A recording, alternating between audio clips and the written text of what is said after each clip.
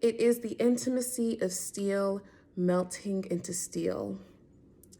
The fire of our individual passion to take hold of ourselves that makes structures of our lives, builds buildings. And I'm not talking about skyscrapers, merely structures that can support us of trembling.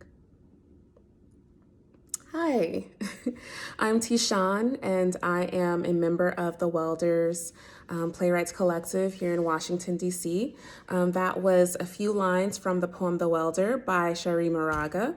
And I'm going to share just some a brief reflection on what those lines mean to me.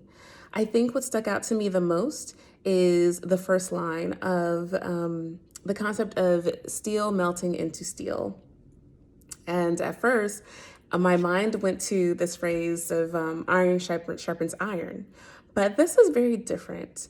It's different because while iron, something that's solid, sharpens something else that's solid and strong, steel melting into one another is a different thing because of the term melting. And so then I thought about what it means to melt. And to me, I think it means being vulnerable.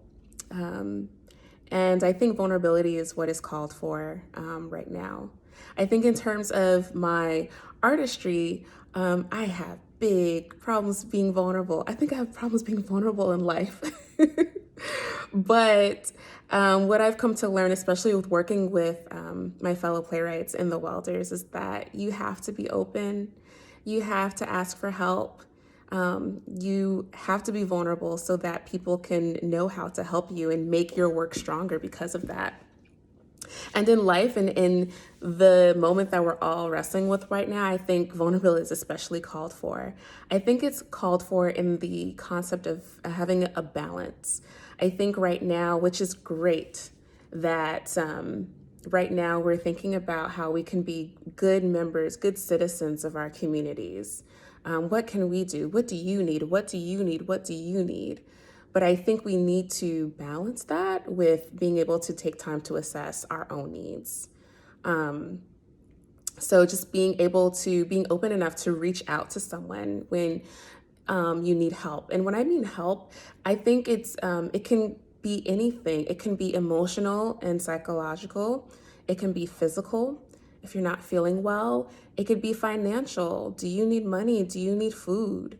Being able to voice that, to swallow, in my case, pride, right? And talk to someone about it, I think is especially essential if we're going to get through this as a community of human beings. So I'm going to stop there. I tend to ramble, so I'm just going to stop while I'm ahead. But I really encourage you all to read the full poem, The Welder. It's on our website, thewelders.org.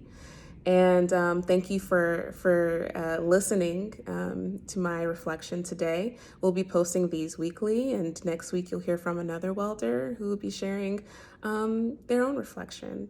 In the meantime, I hope that everyone stays well, stays healthy, and stays encouraged. Bye.